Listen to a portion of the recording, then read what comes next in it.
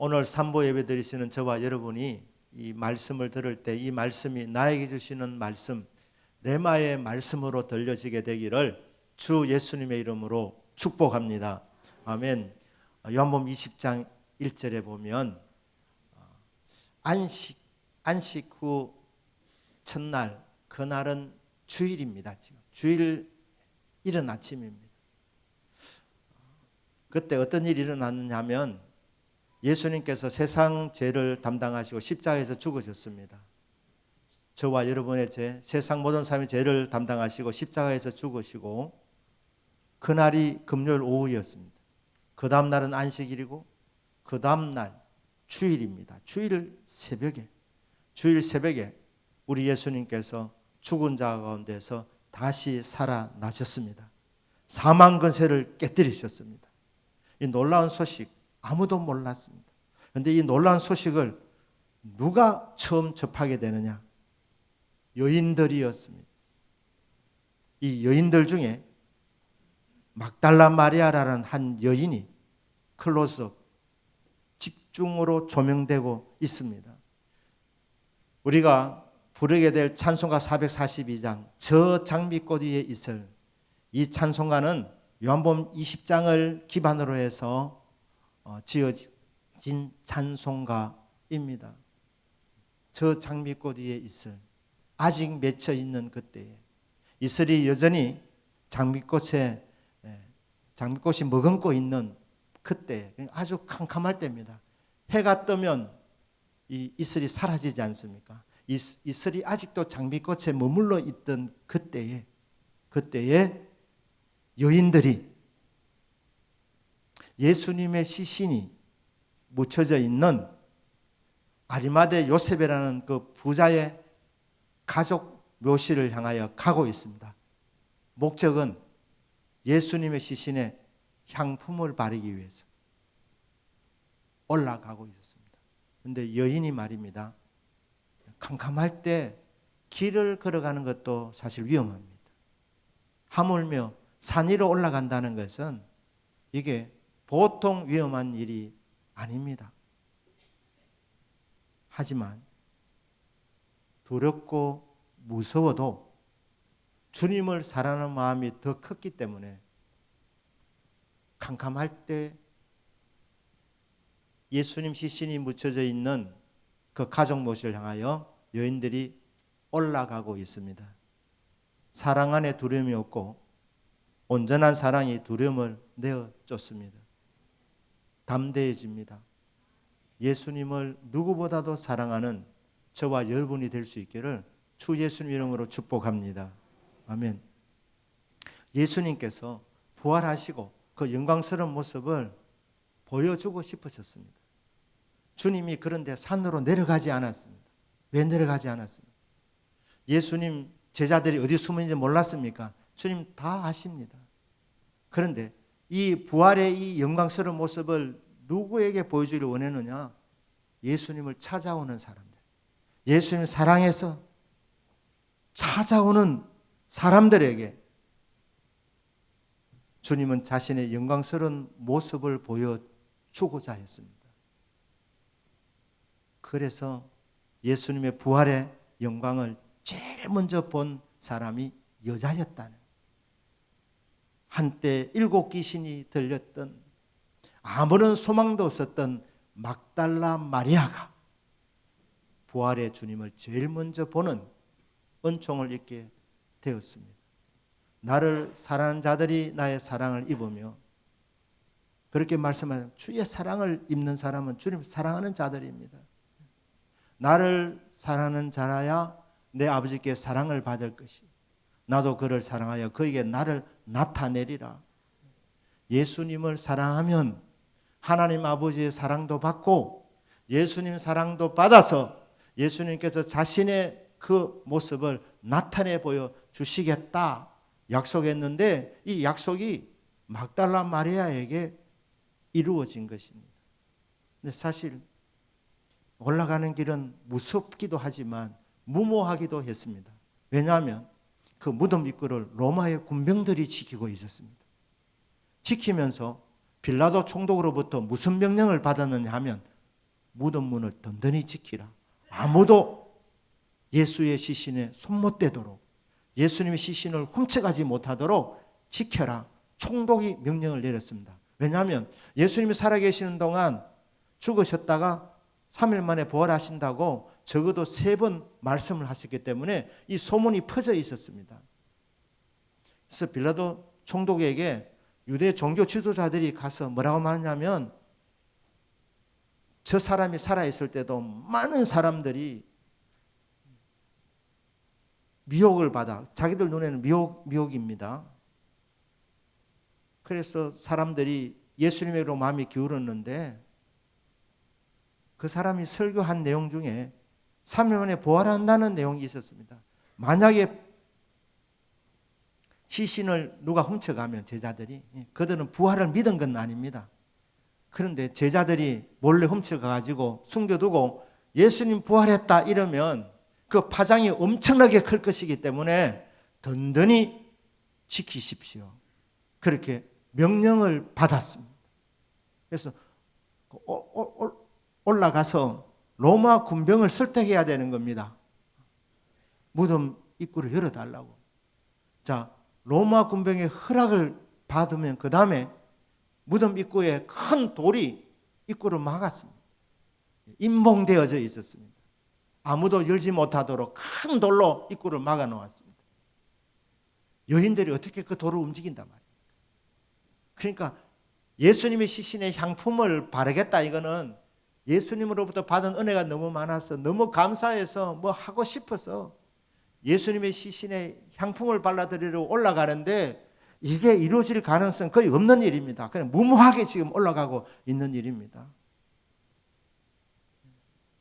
그런데 말입니다, 그 뜨거운 마음 하나 주님 보시고 만나 주신 줄로 믿습니다. 나를 사랑한 자리 나의 사랑을 입으며 나를 간절히 찾는 자가 나를 만날 것이니라. 그때뿐 아니라 지금도 그렇습니다. 지금도 사모해서 주님을 간절히 찾는 사람은 반드시 주님께서 만나 주십니다. 이 간절이라는 말이 어떤 뜻도 갖고 있느냐 하면 새벽이라는 뜻도 있습니다. 그러니까 주님 너무 사랑해서, 주님 보고 싶어서 밤잠을 설치다가 눈 뜨면 눈뜨기 무섭게 아직 바깥이 캄캄한데도 주님 만나러 나오는 그 사람, 하나님 그 중심을 보시기 때문에 큰 마음을 갖고 예수님 앞으로 나오면 주님이 만나 주신다는 겁니다. 저 장미꽃 위에 있을 아직 맺혀 있는 그때 이 여인들이 무모하게 주님 사랑하는 마음으로 그렇게 올라갔습니다. 어떤 일이 벌어집니까? 올라가 보니까 놀라운 일이 벌어진 겁니다. 첫째, 로마 군병들이 눈에 보이지 않는 겁니다. 어디로 갔는지 없는 것. 그 다음에 무덤 입구가 그 커다란 돌이 봉인되어 있었는데, 이 무덤 입구에 큰 돌이 굴러져 있는 것. 무덤 입구가 뻥 뚫려 있는 것. 들어갈 수 있게 되어 있는 겁니다. 자, 이 정도 되면 예수님이 부활한다고 3번이나 설교하셨기 때문에 예수님 부활했구나 이러면 되는데, 이 여인들도 믿지는 않았습니다. 그냥 예수님을 사랑하는 것밖에 없었습니다. 여러분, 믿음은 좀 부족해도 믿음 하나님 주신 선물입니다. 때가 되면 주십니다. 주님 사랑하면 충분합니다. 주님 사랑하면 된다 이 말입니다. 막달라 마리아가 산 아래로 내려갑니다. 숨어있는 제자들 찾아가서 말합니다. 올라가 봤더니 군병들도 없고 무덤 입구에 돌이 굴러져 있었습니다. 무덤 입구가 열려져 있었습니다. 이렇게 말하는 거예요. 흥분해서 말했을 것 아닙니까? 제자들이 그 말을 듣고도 움직이지 않는데 딱 2명이 움직였습니다.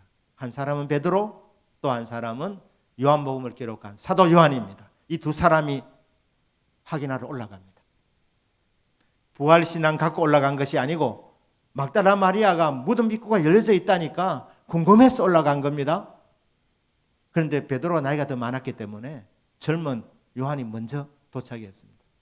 뒤에 이제 베드로가 뒤따라왔는데 사도 요한은 먼저 도착해도 들어가지 않고 베드로는 행동파니까 무덤 안으로 들어갔습니다. 들어가서 보니까 어떤 일이 일어났느냐.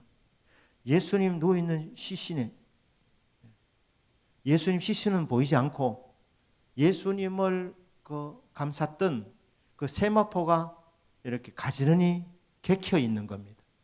그리고 예수님 덮었던 수건도, 얼굴을 덮었던 수건도 개켜져 있는 겁니다. 근데 가장 중요한 예수님의 시신이 보이지 않는 겁니다. 보고 믿었다고 했습니다. 최소한 무엇을 믿었겠습니까? 막달라 마리아가 한 말이 맞구나. 이거 확인한 겁니다. 그리고 이들은 산아래 다시 내려갔습니다. 여인이 남자보다 빨리 달지 못하니까 이제 뒤에 올라왔는데 이 막달라 마리아가 무덤 입구에서 안으로 들어가지 않고 그냥 우는 겁니다. 마음이 아파서 우는 겁니다. 울다가 무덤 안을 들여다보니까 이게 또 놀라운 일이 있는 거예요. 무슨 놀라운 일입니까?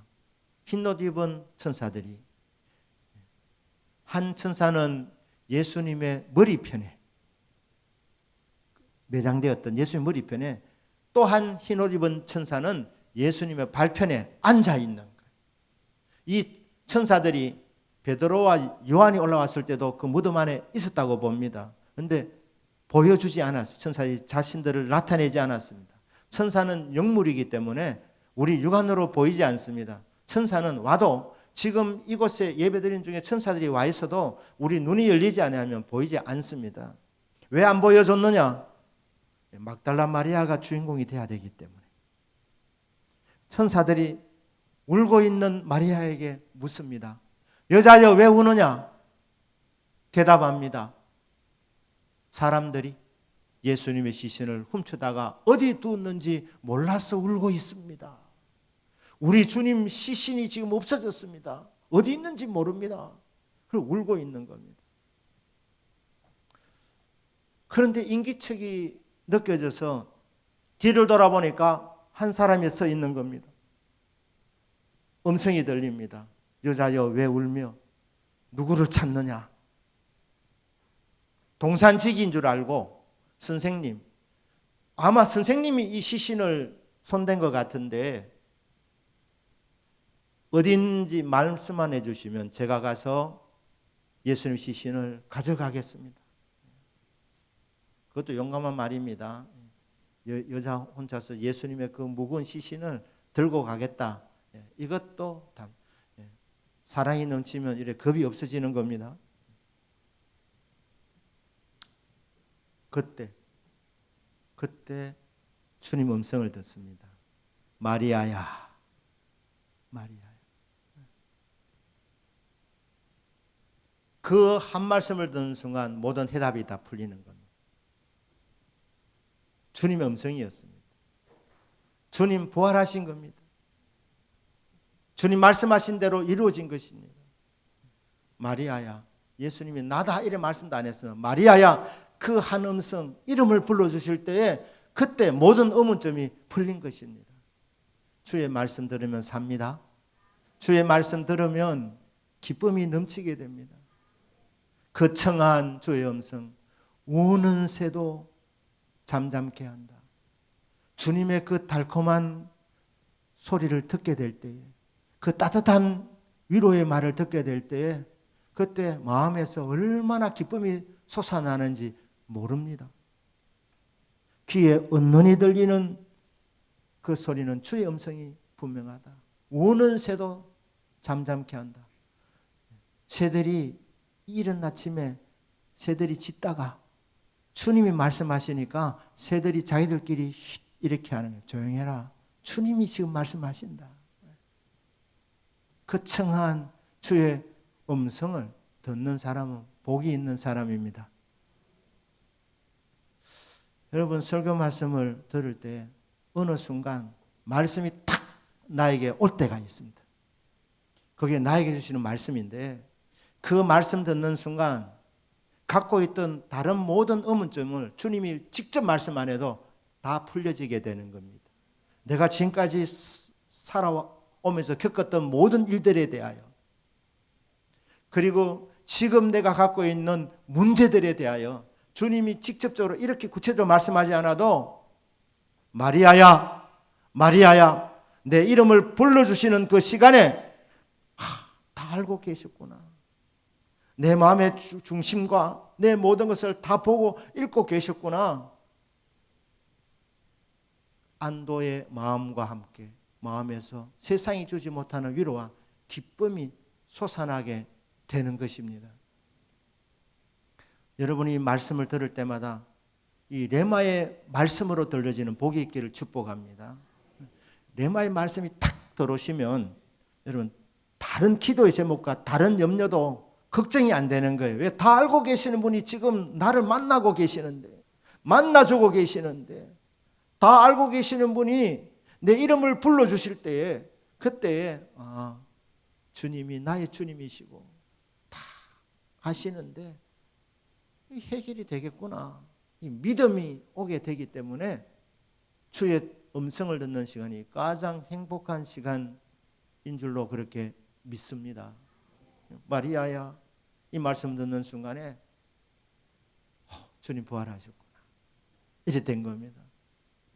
주님 뭐라고 말씀합니까? 마리아야, 나를 붙들지 마라. 붙들지 마라. 타치하지 마라는 말씀이 아니고 너무 좋아서 주님을 그냥 붙잡고 늘으시고 있는 거예요. 얼마나 궁금했겠습니까?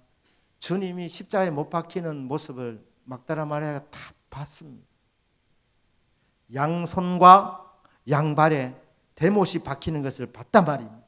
거기에 피가 얼마나 흘러내리는 것을 두 눈으로 보았습니다. 로마금이 찌르는 창에 혈이 상하는 거 다 봤다 이 말입니다. 그러니 이 여인의 그 따뜻한 마음이 얼마나 놀랍고 기쁘고 감격스럽고, 그러니까 주님을 만족시키지 않았겠습니까? 감히 이 손 부분은 아니라도 저는 발 부분을 엎드려 경배하면서 만졌다고 그렇게 봅니다. 주님 너무 그때 아프셨지요? 이러면서. 아니면 주님 이제 그 상처는 아무셨습니까? 얼마나 주님 보고 싶고 확인하고 싶고 듣고 싶고 그렇겠습니까? 그런데 부활하신 주님이 지금 막달라 마리아 앞에 나타나 서 계시니 그 영광스러운 주님의 임재 앞에서 너무너무 행복해하는 거예요.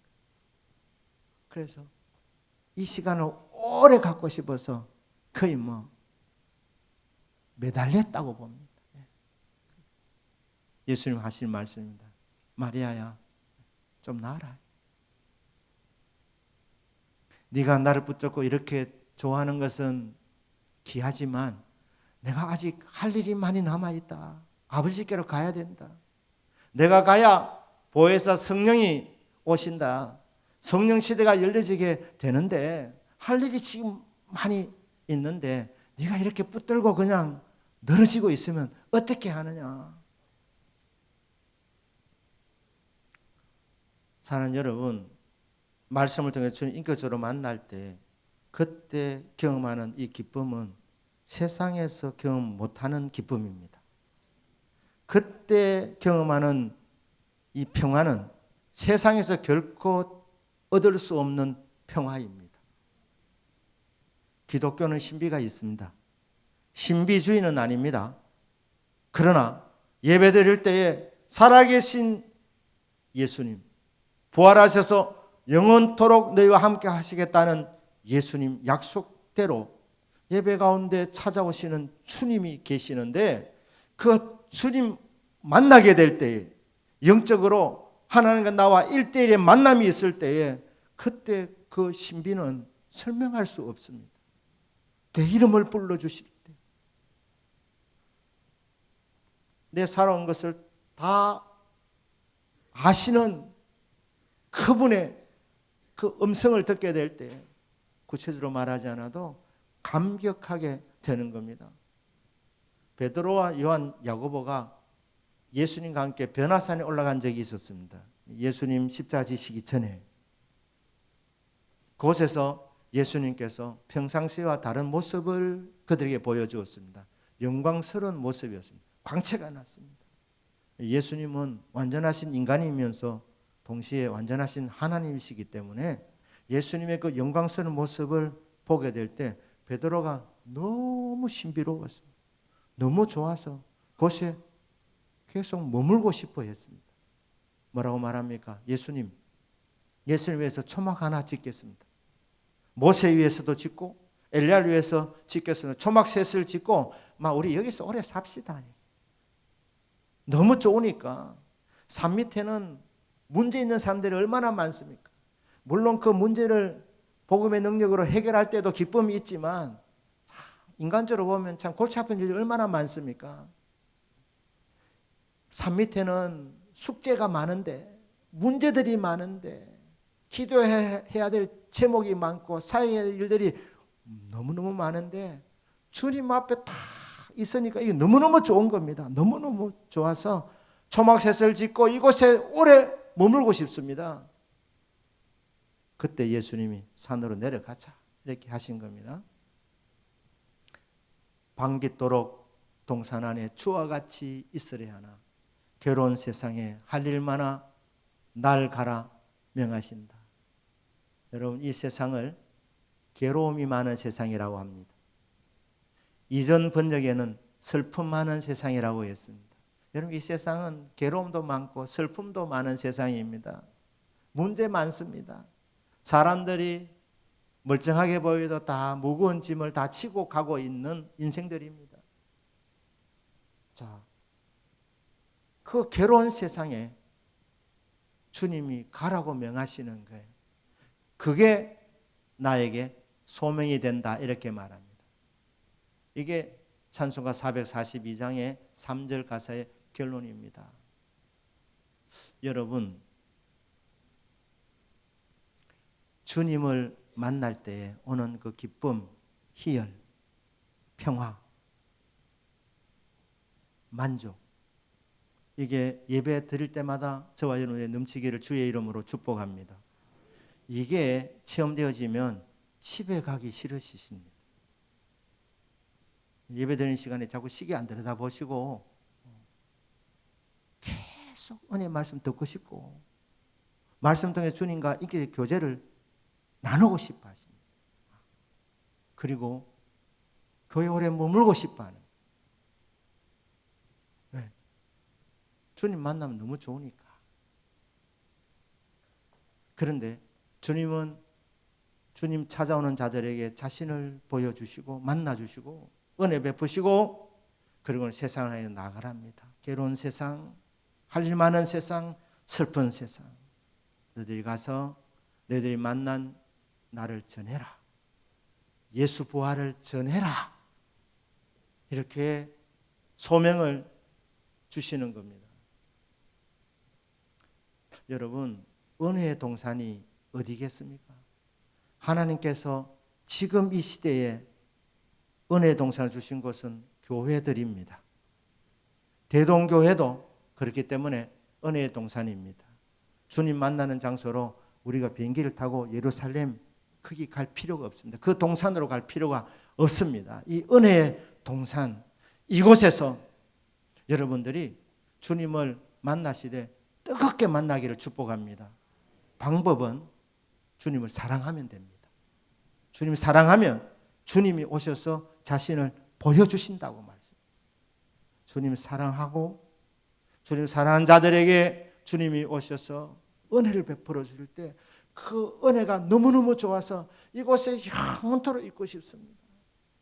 여러분 기도하는 시간이 1시간 간 줄 알았는데 보니까 10분밖에 안 지나가. 1시간 채워야 되는데 이걸 어떻게 채우나. 이게 아니고 주님 만나시면 여러분 어떤 때는 밤새고 기도하고 싶은 생각이 드는 거예요. 주님이 곁에 계시니까. 그때 주시는 위로, 그때 주시는 능력, 그때 주시는 은사, 그때 주는 평화, 행복해지는 겁니다. 우리가 전도주를 앞두고 미리 간구한 것은 그때까지 여러분 한 분 한 분이 은혜를 더 많이 받는 시간을 가지라고 이렇게 미리 간구를 하는 것입니다. 은혜 받은 만큼 강하게 증거할 수 있게 되기 때문입니다. 오늘 요한복음 20장 18절에서 뭐라고 말합니까? 제자들에게 가서 뭐라고 말합니까? 내가 주를 만났다. 나는 주를 만났다. 세상 사람들에게 전도하면 뭐냐? 네 예수 봤나? 하나님 봤나? 하나님 살아계시나? 우리 눈에 꼭 봐야 됩니까? 주님을 영적으로 만날 수 있는데 주님 만난 사람들은 담대하게 나 만났다. 주님 내 안에 계신다. 영으로 계신다. 이렇게 담대하게 말할 수 있게 되는 겁니다. 그러니 여러분들이 이 부활의 증인이 되도록 예배 시간마다 은혜를 충만하게 받으시기를 주 예수님의 이름으로 축복합니다. 받은 만큼 전할 수 있게 되기 때문에. 주님이 오늘 하신 말씀 외에도 막달라 마리아에게 여러 말씀 하셨어요. 쉽게 말하면 갈릴리에서 만나자고 했어요. 갈릴리. 주님이 갈릴리로 가신다. 그래서 그곳에서 만나게 되고 그들의 믿음을 새롭게 해주실 것인데 여러 일들이 있습니다. 자, 이렇게 은혜 받고 가서 주님을 만났다. 이렇게 하면서 제자들이 그 침체되어 있던 그 제자들의 마음이 변화되기 시작하는 이 전환점이 일어나게 되었습니다. 자, 여러분, 은혜의 동산인 이곳에서 예배드릴 때마다 주님 만나기를 주 예수님 이름으로 축복합니다. 주님 만나서 정말 설명할 수 없는 행복, 설명할 수 없는 기쁨, 정말 오래 머물고 싶은 그런 풍성한 은혜를 받고 누리게 되기를 바랍니다. 그리고 우리는 세상을 향해서 가야 됩니다. 6일 동안 문제 많은 세상, 괴로움 많은 세상, 슬픔 많은 세상, 아픈 사람도 많고 울고 있는 사람도 많고 힘들어하는 사람도 많고 방황하는 사람도 많습니다. 그 사람들에게 뜨거운 마음을 갖고 가서 예수님 부활했다. 나 예수 만났다. 당신도 예수 만나기를 바랍니다. 그렇게 부활의 증인으로 살아가게 되기를 주 예수님의 이름으로 축복합니다. 아멘. 우리 기도하겠습니다.